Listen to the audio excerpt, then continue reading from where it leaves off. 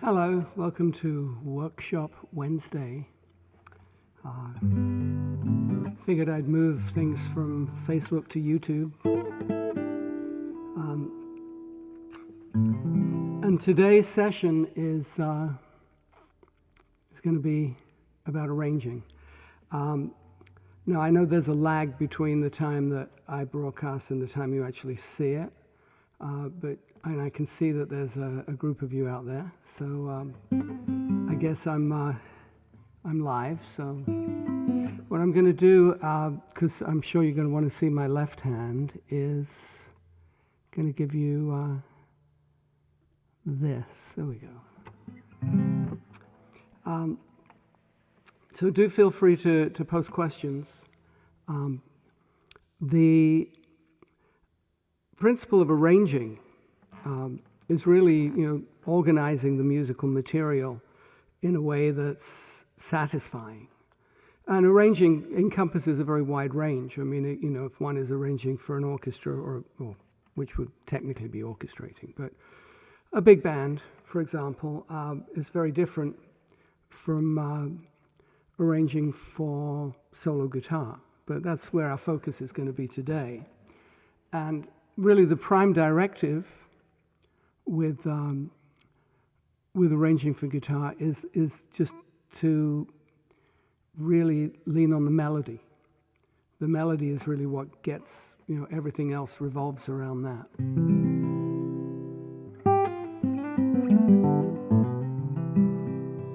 So, giving you lots of close-up on the fingers here, so I hope it will help. I thought I'd take Amazing Grace because it's a familiar melody, and starting off in the key of C, which is, familiar territory, of course. And just the melody itself. And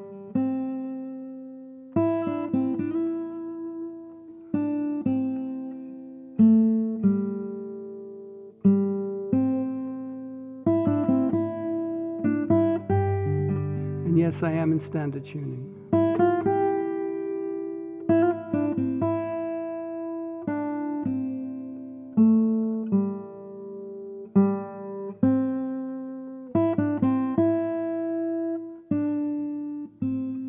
So there's your basic melody. Now, one of the first things you want to look at is what's the register? Register being the range. Is the melody going to sit here? I mean, it could sit here, putting it an octave lower, or in a different key. By the way, this is a double 18 authentic 1931 style.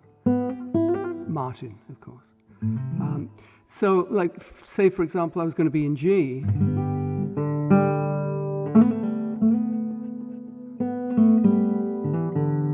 Gives me more open strings to play with.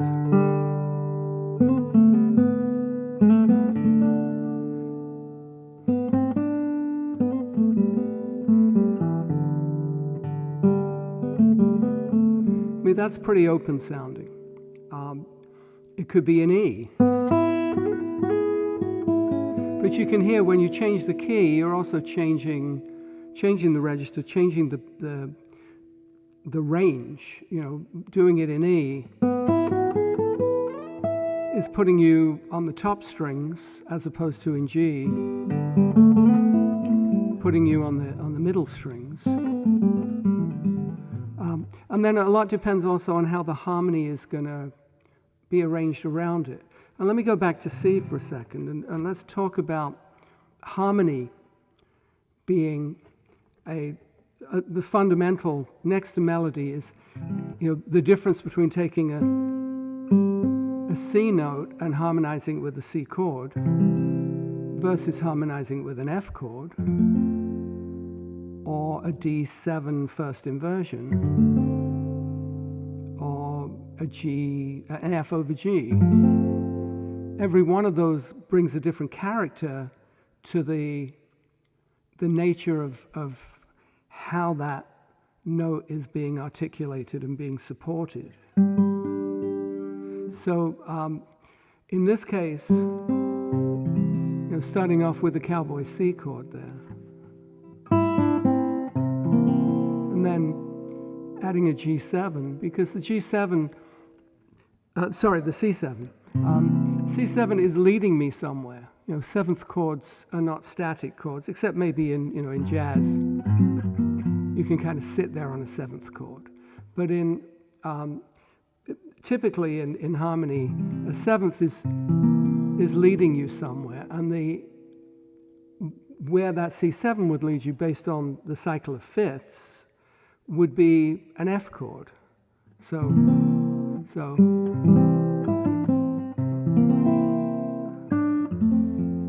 there's your F. And that A melody note on the third string going to the open string is going from an F to a C.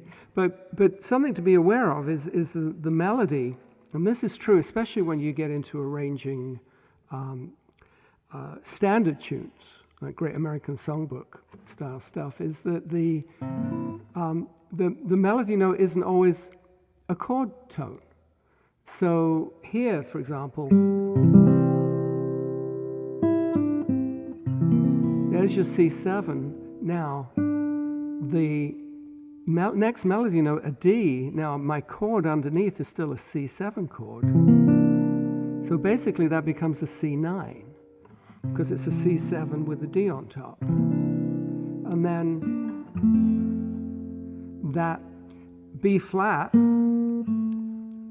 resolves down to the A, which is typical. Seventh, the minor seventh of the C chord, the B flat, goes to an A on the F. And then so in fact, you've got the melody and the harmony moving in thirds there. I'll do that again. So B flat and a D to an A and a C.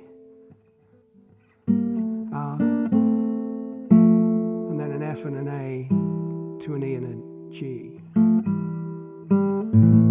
Now the next chord up is an A minor. Now it's still a C melody note. Now what I could do here is, instead of fingering E, D, G like this, I could do E, D, C like that. So E, D, C, E, D, C. And that way it rings. Now, add a G underneath and an A bass note. So,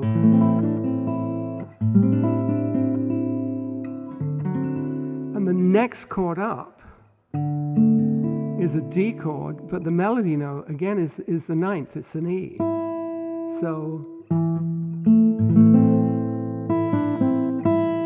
now I'm going to put a D underneath it, a D7. Now I could do this. But it's a bit of a stretch. No, I can't really do that. I could finger it like that with, kind of the jazz D9 shape. But what I'm going to do here is actually, I'm going to make it a first inversion D7 chord. Now think about, here's your D, cowboy D7. All I'm doing there is I'm moving that F sharp, which is a third of the chord, down to the bottom string. So there's a first inversion D9.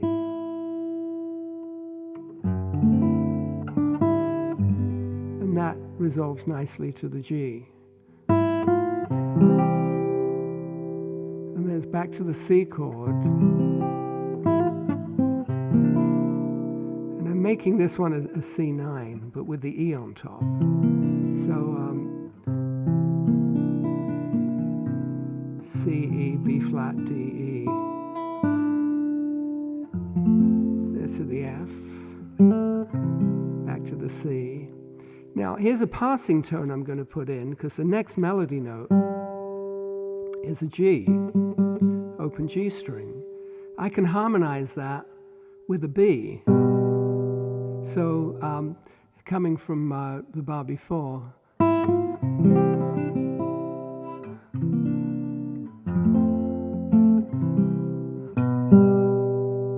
It's like a G, first inversion G with a B and the melody note. So there's only 2 notes there. It doesn't have to be a full chord. A minor. And then I could do the same thing, except the fingering's a little tricky. Let's see. Yeah, a little bit of a stretch. There's that D7 over F sharp. And now the melody goes back to a C, but instead of just landing on the C, I'm going to do an F to a C, which is, in classical harmony, that's known as a plagal cadence, as opposed to a perfect cadence, which is the 5-1, which would be the G to the C. But the plagal cadence is really the amen cadence. And so it kind of suits the subject matter. So let me just play through that. I'm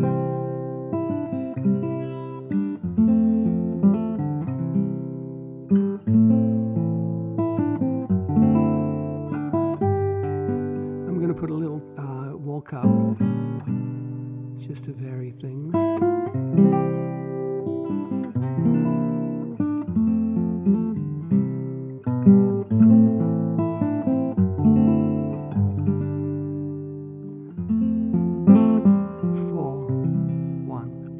Just quick tune up.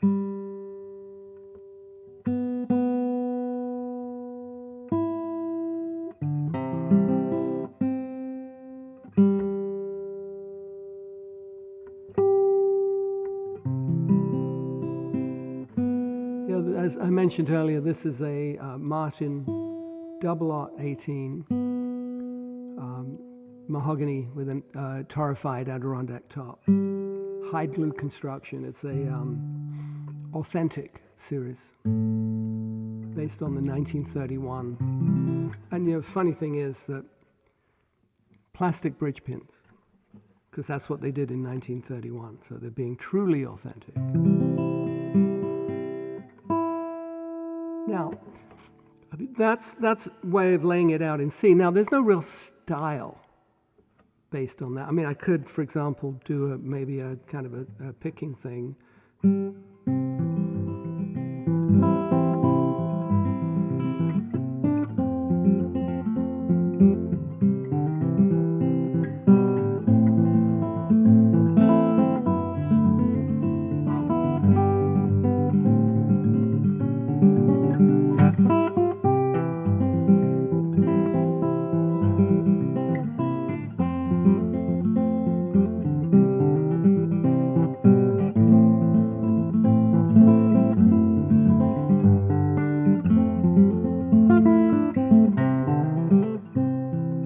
I'm not sure that's stylistically appropriate, but it does give you a sense of, it has some momentum to it.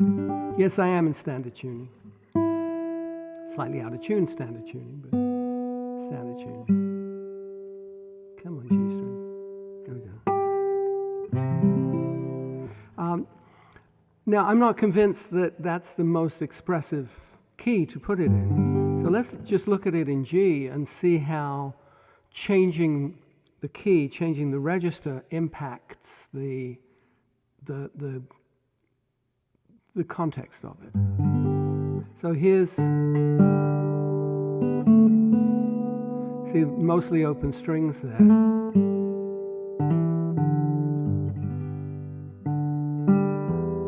E minor chord. Not the most intriguing of voicings there, because it's just an open fifth on the A, but I could fix that, let's say, making it a first inversion A9 chord, so a C sharp, an E, and an open G, and an open B.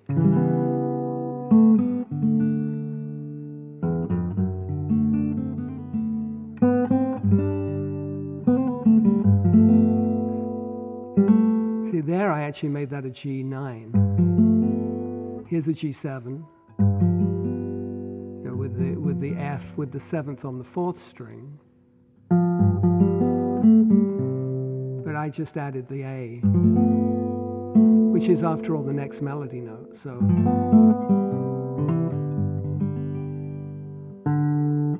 E minor. I like that A9 voicing.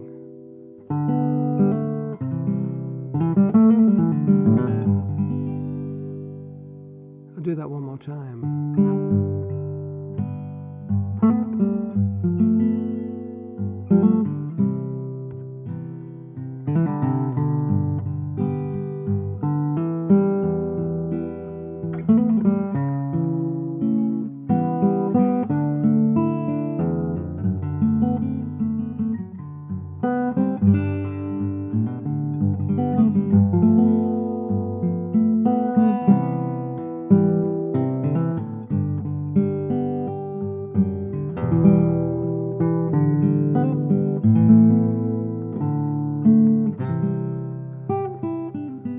One of the advantages of being in G, where the melody sits in a lower register, is that it allows the upper strings to be available for playing kind of interstitial licks, you know.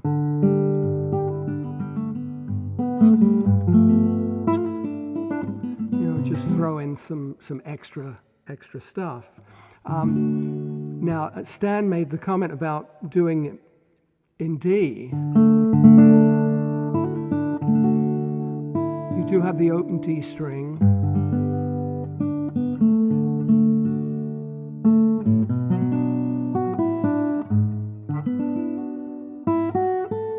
And you have the open A string.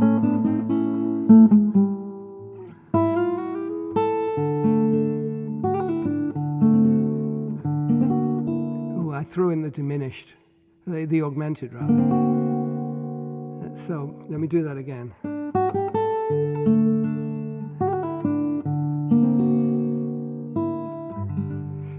Just as a kind of an aside, that an augmented fifth, where you raise the fifth of the chord, is kind of like the opposite direction to a seventh. You know, when you put a sevenths resolve downwards, whereas an augmented tends to resolve up. So the seventh goes down to the third of the next chord, but the augmented fifth goes up. So let's see. So actually here, instead of putting a seventh in the chord, I'm putting the augmented fifth. It's a little softer.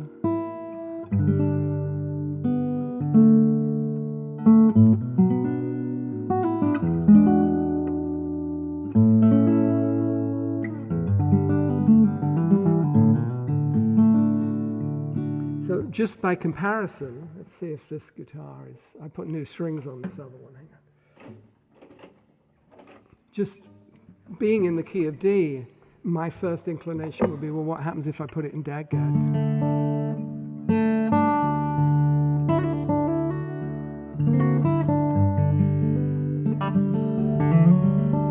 One thing you get is the low D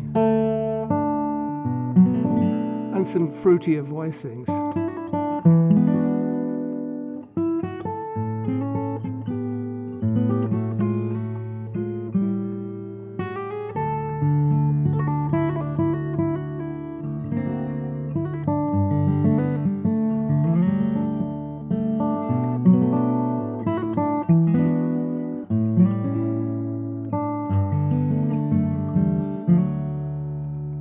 It's a more open sound in DAGGAD, which is, you know, one of the reasons that I tend to favor it for arranging.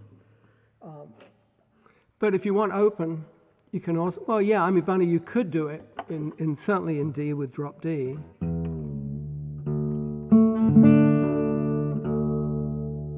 That gives you the low bass note.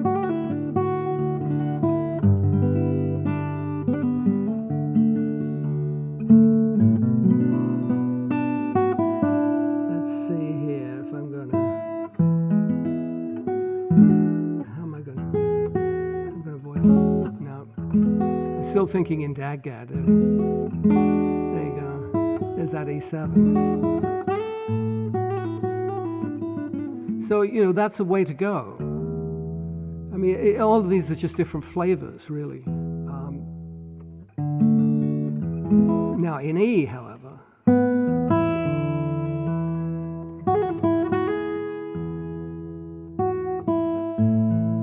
very open.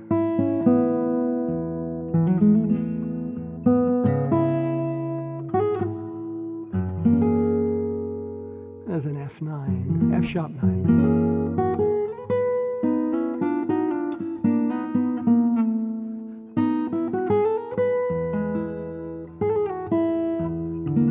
Nope, wrong. There you go. E7 augmented.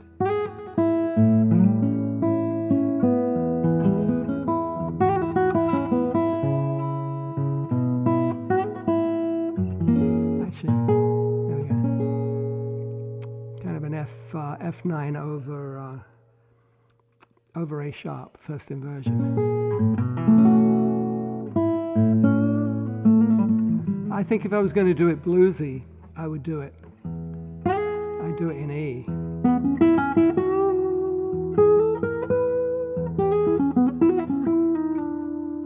Gives me more room for improvising too.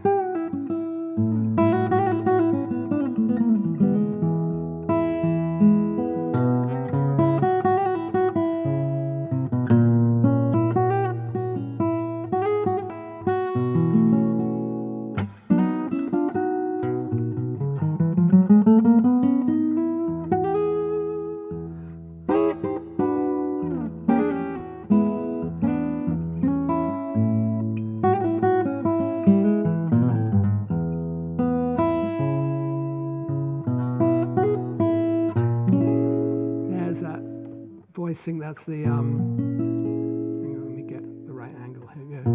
So A sharp at the 6th fret, C sharp, well actually F sharp here, there you go, my fingers can handle it. And then the 7th, the E is there, the G sharp on top.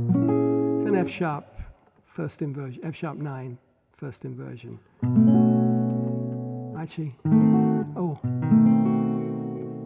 now what I did there was that instead of just playing a B7, I actually added a flat 9.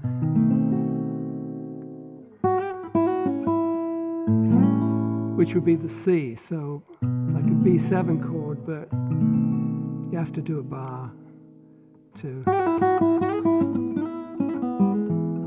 Yeah, I think E is probably where I would, especially if I was going to do it on an electric guitar.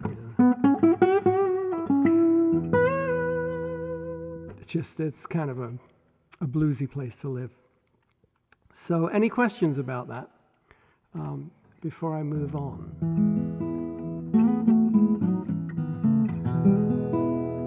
Obviously, I'm kind of throwing out some stuff that requires a little bit of understanding of harmony. But, the thing about harmony is that it's really not rocket science. You just kind of have to be able to count. If you can count, well, I guess up to 13 really is the, because you get 13th chords. There's a, oh, that might be nice.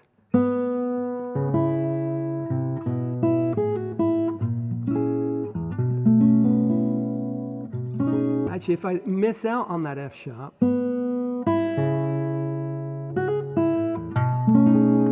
maybe for the last go around, there's a B13th.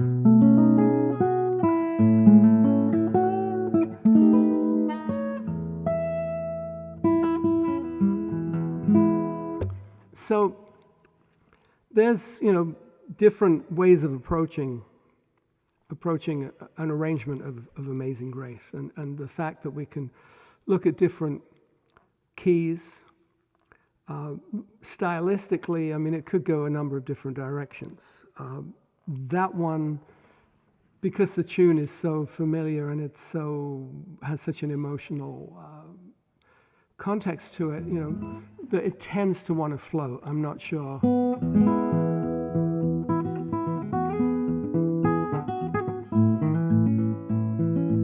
Maybe if Joseph Spence was doing it.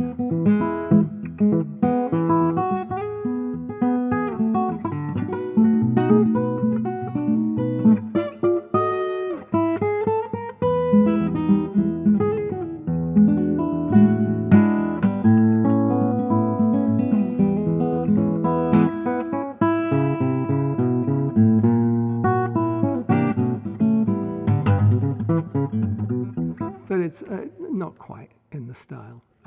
Right hand, yes, here we go, wait a minute. No, that's left hand, hang on. Everything's backward. Yeah, I don't use nails.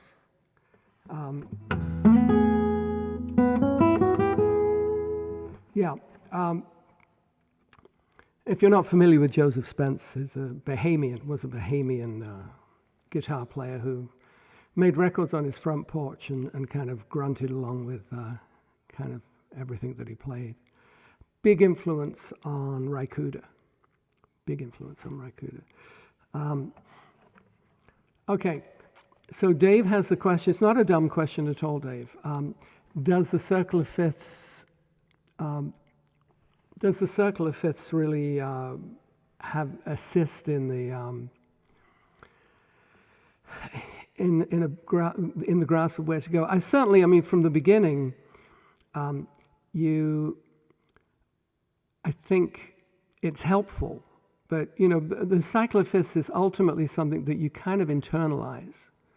I'm not sure how much it truly helps with substitutions. Up to a point, it certainly does. I mean, but the essence of the cycle of fifths is really just the dominant-tonic relationship. And really, that boils down to something, out of Pythagoras. I mean, it's a, here's your string, here's your harmonic, which is dividing that string in half.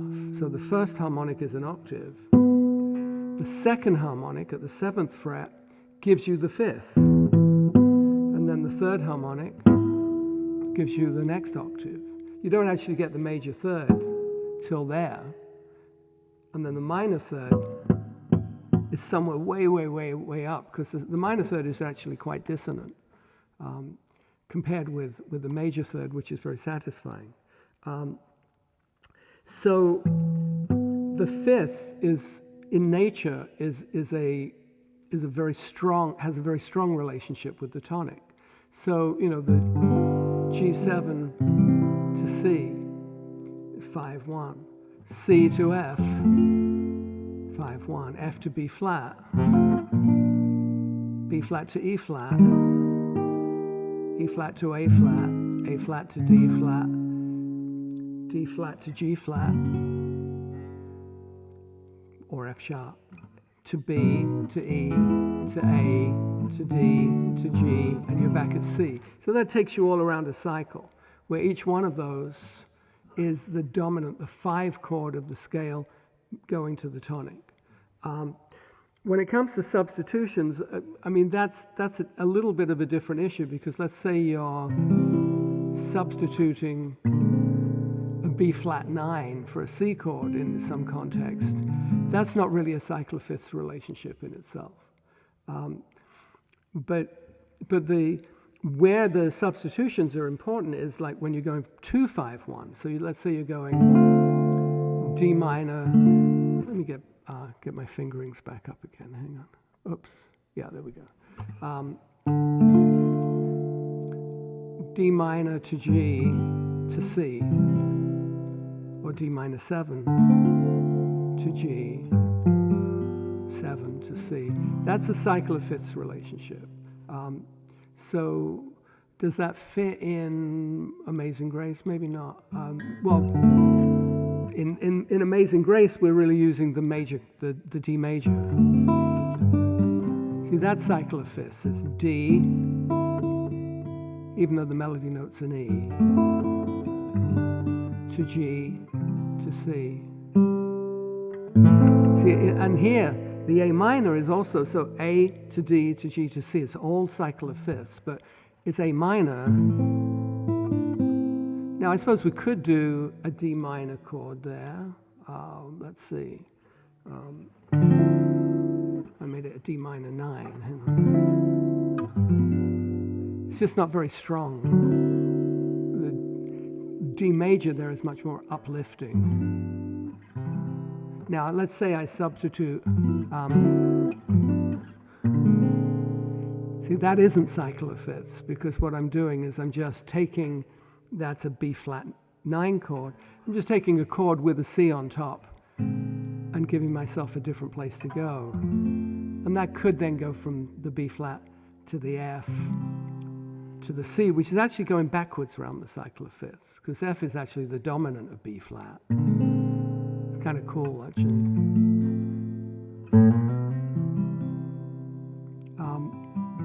So those cycle of fifths progressions, but can I precede that A with something on an E? Maybe not, I don't know. Now, but while we're doing this, let's also talk a little bit about texture. Let me get myself back in the picture. There we go. Talk a little bit about texture, because here, I'm laying in the chord. I'm playing a single line, but equally, I could play it in six. So here's the C, the E below it. So I'm moving in six there, and then doing like a third.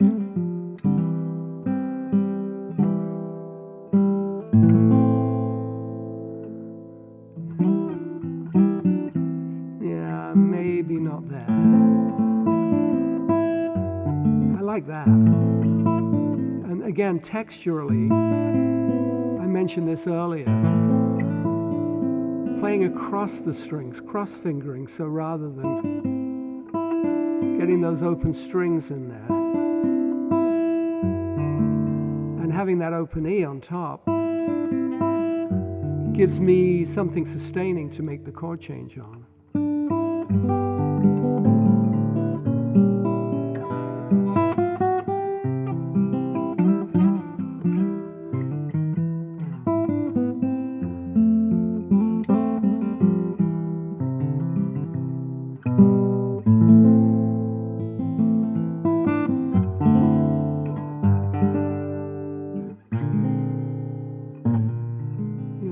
A substitution like that really is just a surprise,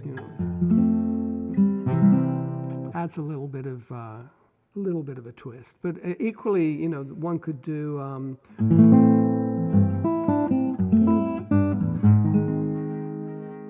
a pretty classic way of approaching the tonic by going down to the A flat here, A flat, B flat to C. Beatles made use of that, and in the end, audiences, Bunny, it's true, audiences do like surprises. It's nice to be able to throw something in that is a little unexpected. And a lot of this also has to do with really variation, variety, and the fact that you go back in music history and how much the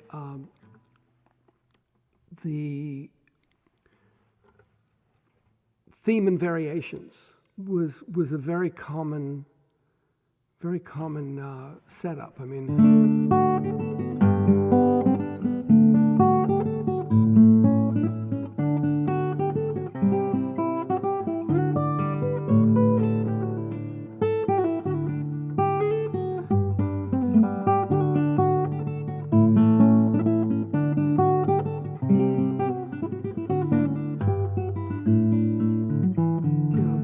Back to the Renaissance, that kind of state a theme and then vary it, do variations on it, and how much that's really baked in. And what's interesting is also, again, just kind of guitarologically. Let me get rid of this for a second. There we go. Is how many classic chord progressions were really guitar, or in the Renaissance, lute-based. That was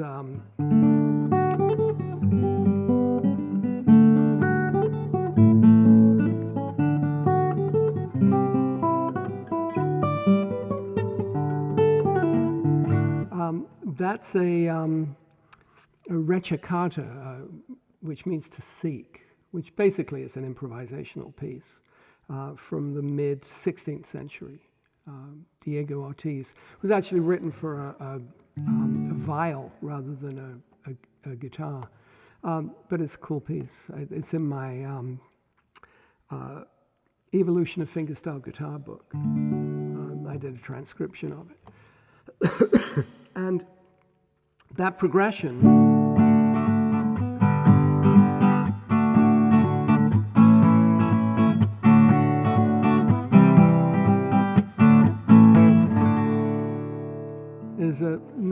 was known as the Passamezzo Moderno, later became known as the Gregory Walker. And you'll find it, throughout music history. And especially in the 20th century. When I call out your name and you know wherever I am, I'll come running to see you again. It's, come on the sloop, got me. It's all the same progression. And that's one of the things that makes arranging a little bit easier in general.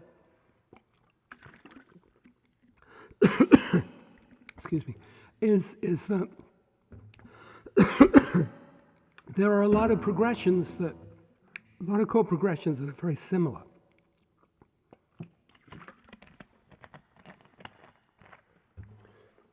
So when you get into, there's the kind of the heart and soul.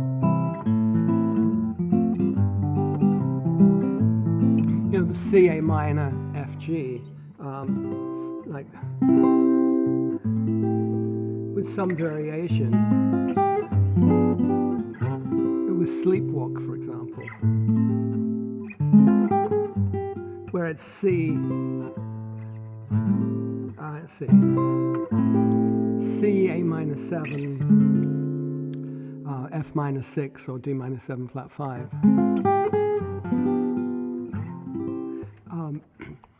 Same basic arrangement, same basic progression. And so how one arranges, you have kind of a toolbox to draw on. All right, any questions? Let me get my fingering back there. But for me, I recently been playing on my Facebook Live, played an arrangement of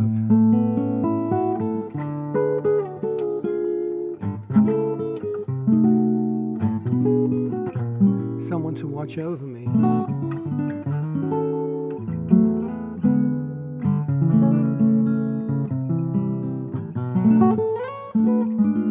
me swap these over here. And yeah, Bunny loves that one. And, I've been really playing around with, I tried a different arrangement of it in C, G, D, G, A, D tuning. But I figure that standard tuning actually kind of, especially within that kind of Gershwin realm, tends to be the go-to place for stuff like that. Because a lot of those chord progressions are really based around cyclophyths. Now here, but just instead of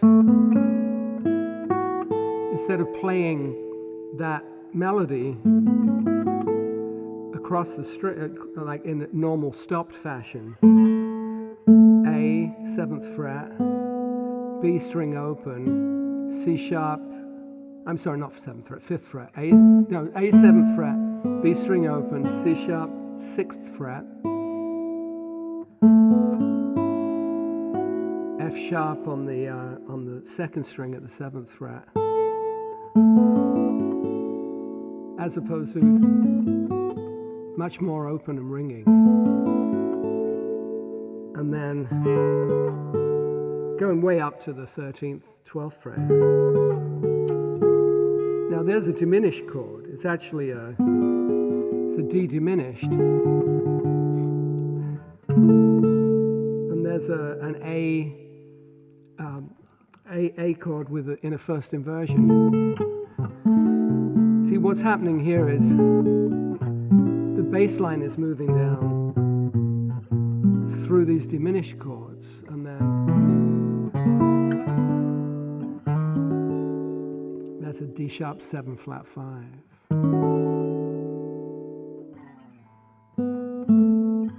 Hang on, let's think now. And hitting the E bass note there. And now I'm going to do a turnaround, going from an F sharp augmented to an F13 to an E augmented. And now there's talking about substitutions, because I'm going, an F sharp augmented should really take you to a B chord. So I'm substituting an F chord for a B chord. And that's in a weird way, that's a cycle of fifths thing. That's where one place where the cycle of fifths actually does give you a roadmap for a substitution, because if you look at the cycle of fifths, starting with the C on top, opposite the C is an F sharp. The other extreme of the cycle of fifths is the F sharp, and so that really gets you this notion that you can substitute a chord that is an augmented fourth apart. And the reason for that is because the augmented fourth, or the tritone, is actually the halfway point in the octave.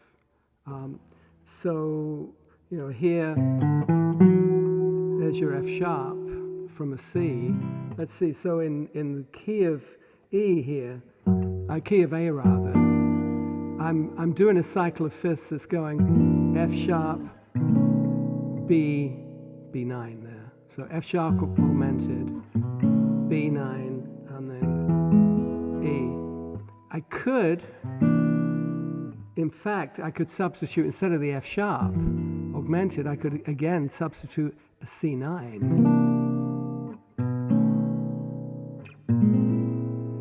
And substitute a B flat for the E chord. There's a B flat 9, sharp 11.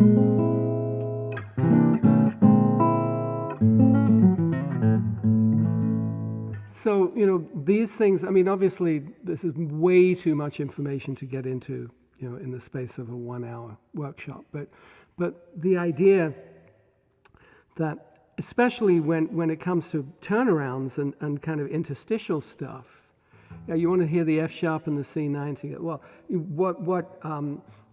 here's the F sharp. This is an F sharp augmented, F sharp 7 augmented. Actually, I stuck a 9th in there too. See, there's the F sharp augmented. Here's the C9. I could combine the two. It just gets a little dense. If I was combining the two, making it a C9 over an F sharp, B7 sharp 9. So I could do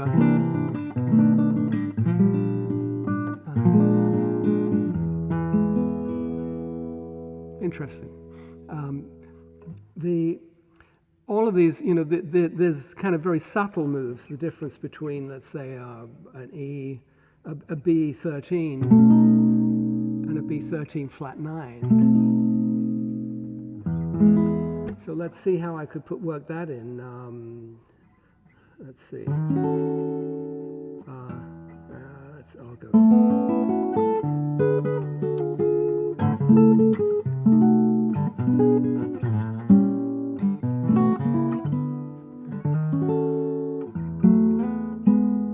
Let's see.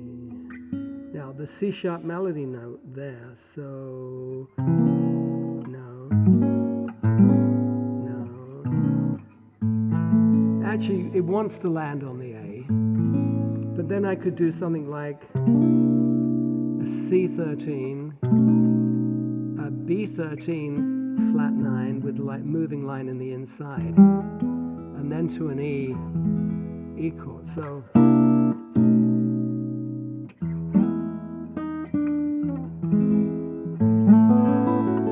it's kind of a little tricky on that tune, because going back to the A,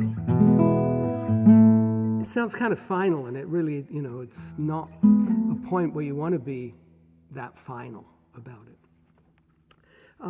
Okay, just to change gears for the last section on this. You know, the Beatles' repertoire obviously is extremely rich for doing arrangements. And sometimes there's not a lot that one needs to do. I mean, you take something like She Loves You.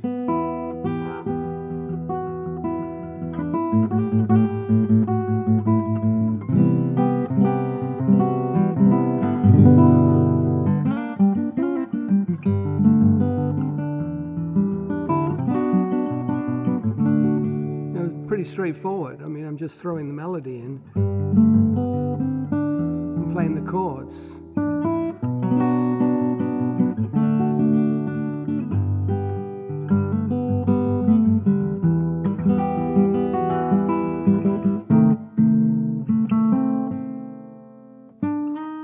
Hang on, what am I doing here? There you go. I'm moving up in thirds.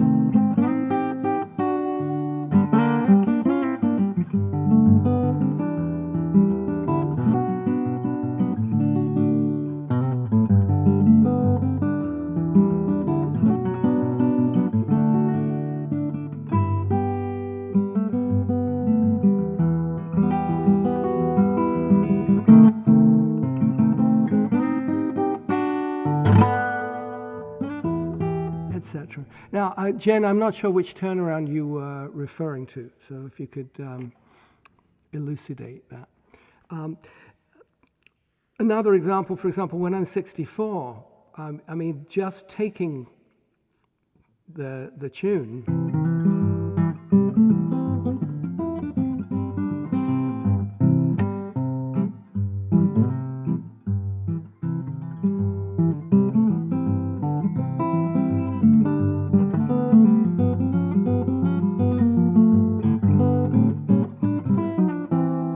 That turnaround, okay, Jen. But you can see, I mean, just taking the tune and using just the bare bones of the arrangement, it ends up sounding like Chet Atkins anyway, because Paul kind of wrote it like a ragtime piece. Jen was asking about the turnaround there. It's depending on whether you want to bend it or not.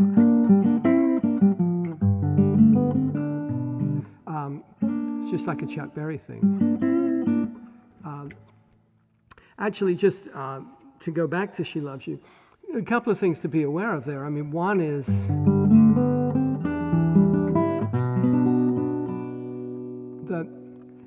that B minor, that minor 3 chord, is a very typically John Lennon move. He uses that kind of move a lot. Whereas the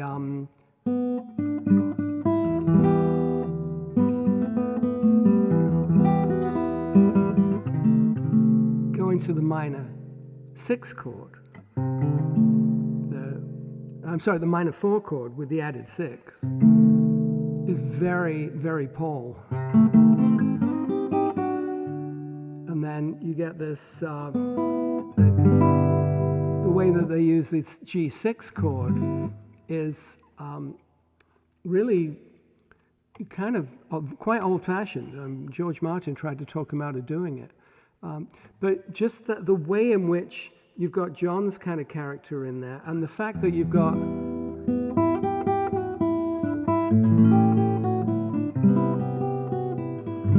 that whole intro, there's no 5/1. So it doesn't draw on the Great American Songbook tradition. It doesn't come out of Gershwin. It's more like a folk progression. Starting on the minor, the relative minor, and then going, now that's cycle of fifths, E to A, H7, but then you go into the C, and so you don't get the 5 chord. So 1 to 6, 3 minor, 5. There's the first time you get a 5 chord. But it doesn't feel particularly final, because you've approached it. You haven't gone, it doesn't do that.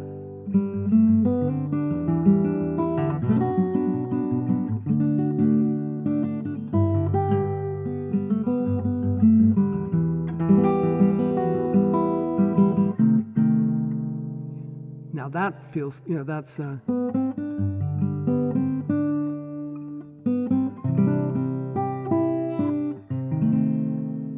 Paul took it from Till There Was You. Hang on.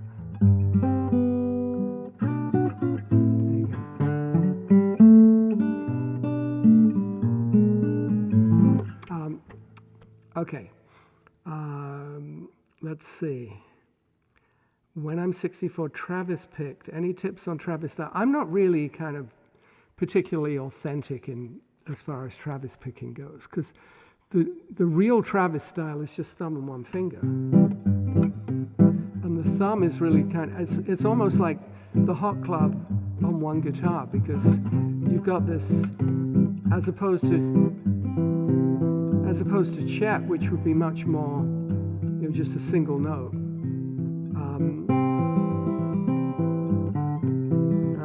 Let's see.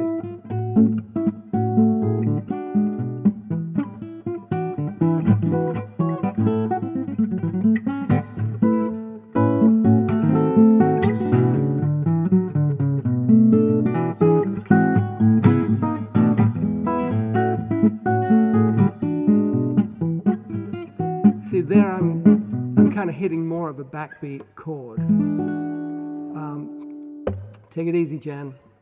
Stay well. So that's, and also with Travis, there's a lot of, there's just the thumb is picking out all these bass runs. I mean, you really want, I think, probably the best exponent of all the Travis and Chet and of the Holy Trinity, Chet, Jerry Reed, and Mel Travis. I think Doyle Dykes really has all those styles covered. So check out what Doyle does, because he's the guy, he's the man. Bunny's asking about the whammy arm on the harmonic or just bend. I never bend the neck. There is no neck bending, because none of my guitars, other than my old Taylors, have bolt-on necks. So if it's, it's a little bit of the virtual whammy bar. Let me hang on. Let me give you a close-up on that.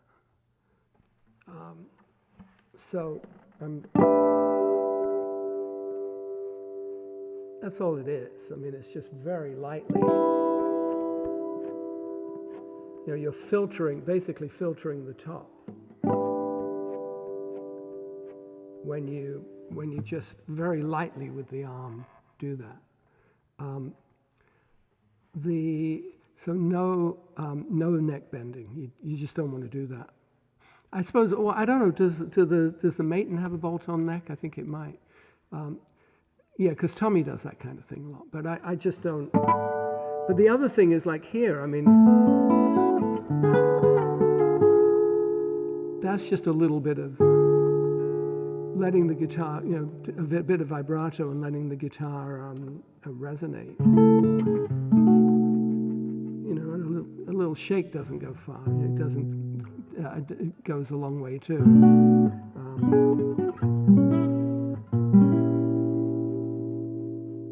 Whatever creates some texture for me is really the sonic texture, not just necessarily guitaristic texture.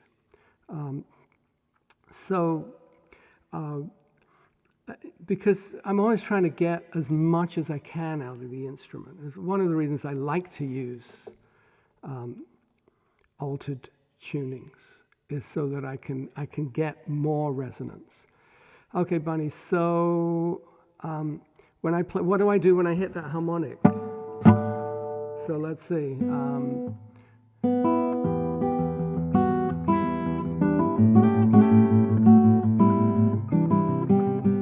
Wait a minute, I'm in the wrong place.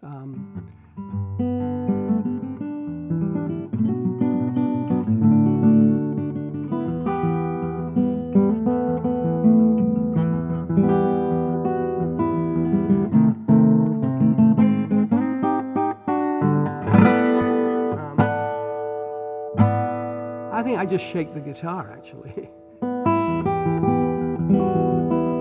Yeah, I think I'm just, it's just. because it's not quite, I can't quite get the whammy bar going that fast, the virtual whammy bar. All right, so we're getting close to the end here, so any last questions? But I should also remind you that, or tell you that don't know, that on Friday I'm going to do a first. The last year I've been doing 3 times a week, I've been doing Facebook Live. And it's time to kind of change the perspective a little bit, which is one of the reasons why I'm doing this. But on Friday, I'm doing a concert on Bandcamp. So Bandcamp's kind of cool because the first Friday of the month, they waive their fees. Because Bandcamp is a streaming service, it's a download service. But it also has the same capability as YouTube that you can stream concerts. So I'm going to do a 1-hour concert on Friday at the same time at 1:30 Pacific. And it gives me a chance to kind of air out some of my tunes. With my Facebook tea times, I've kind of deliberately stayed away from some of my more regular concert repertoire. I've been doing instant arrangements and just generally kind of challenging myself, really. But it's also a lot of work. And what I like about doing a workshop like this is that there's a certain amount of spontaneity involved. But Friday will be a concert, $5 ticket. Well, you can give more if you like, but I figured that it's kind of a something to just kind of grease the wheels a little bit. And I'm going to continue to do my Moody Monday Facebook Lives. But not everybody, of course, is on Facebook or doesn't want to be on Facebook, and I can understand that. What's my favorite chord to use when I'm arranging a song? That's kind of a tricky question because it's sometimes in an arrangement I'll find a voicing of a chord that becomes my favorite. I have one particular favorite chord that I'm very fond of. But that's going to require retuning this for a moment. But why not?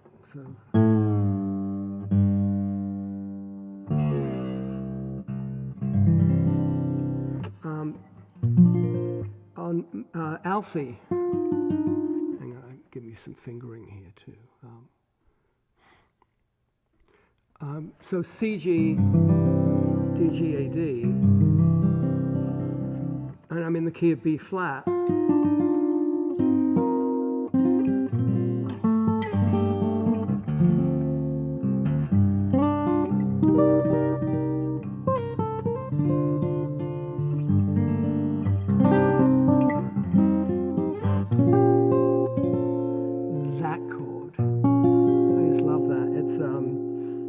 Basically, let's see, it's an A, there's a C sharp, there's a B flat in the bass, C sharp, F, G, C natural.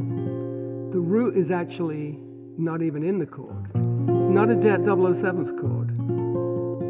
It's actually an A7 sharp 9 over B flat. It's what it should be, but there's just not enough. I don't have enough fingers, so it's as far as I get.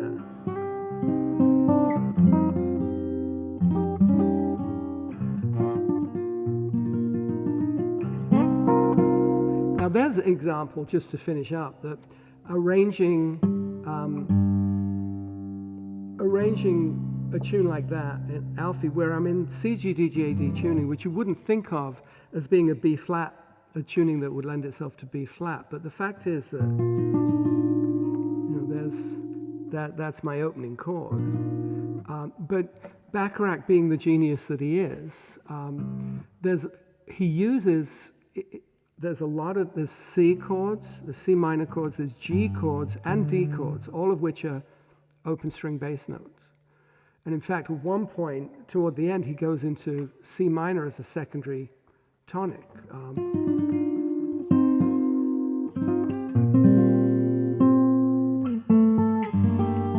See, there's your G minor.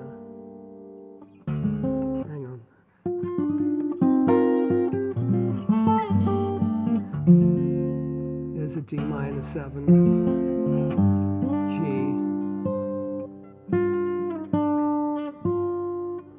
and then here I've got a C minor 9 with the low bass note. I mean, this is like piano voicings. There's a G chord, C, F, and then that A7 sharp 9 over B flat.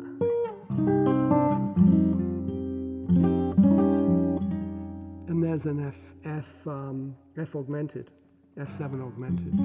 And so, the tricky thing in dealing with an altered tuning like that is just remembering where all the notes are.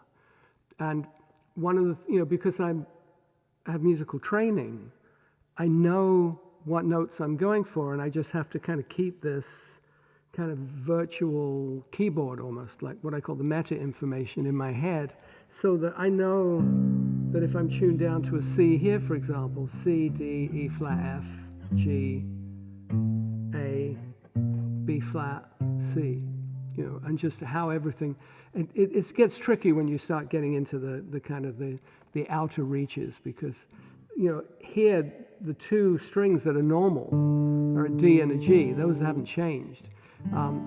The others, the top two strings are like DAG-GAD, and the bottom two strings are like DAG-GAD, but a whole step lower. So it's tricky stuff. Somebody was asked, oh, what happened there? Yeah, we're still live, okay. Somebody was asked, what guitar is this? This is a version of my signature model that's mahogany with a moon spruce, high alpine spruce top. And it is kind of, you do get some Lenny Breau kinds of sounds out of it. This was a very short run I did of the signature guitar with Martin. But it's the one that has dots on the fingerboard, so I promised dots. Okay, so do I listen to string quartets to gain harmonic perspective? Yes, very much so.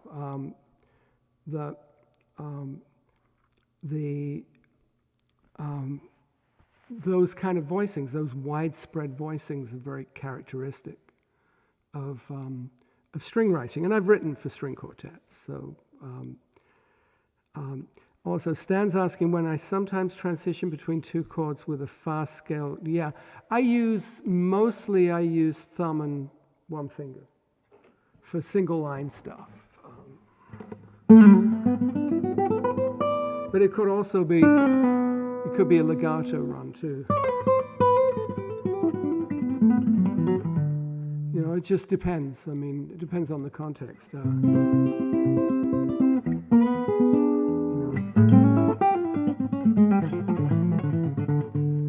So typically it's thumb and one finger. All right. Well, I think I'm getting ready for a cup of tea at this point. So Toby wants to know if there's any deadline for tickets. There's no deadline for tickets for Bandcamp, but you do have to get a ticket to watch, and then it will be live, available for 24 hours. It's not like Facebook where it stays on forever. That's the way it works on Bandcamp. It's free to join Bandcamp, and this is an experiment, so we'll see. I've been looking around for a platform to do streaming concerts on, and it just happens that this is the first Friday in the month, so Bandcamp is very friendly to artists there. George Z is asking, am I coming to Santa Cruz soon? Possibly. I heard from my agent yesterday that there are shows that are being rescheduled from last year. And I think Michael's on Maine was on the agenda for that. And so we'll see. I'm just not sure quite yet. Things are just starting to open up. So, also, any Wings fans out there, On the 15th, I'm the musical director for a concert by The Tribe, which is a musician collective here in LA. We're doing a full set of Wings. I've posted that on my Facebook page. It's also on my website. If you go to lawrencejuber.com and click on the concert page, you'll find that. I will add some links to some of my instructional stuff when I get a chance on this page. So thanks for tuning in.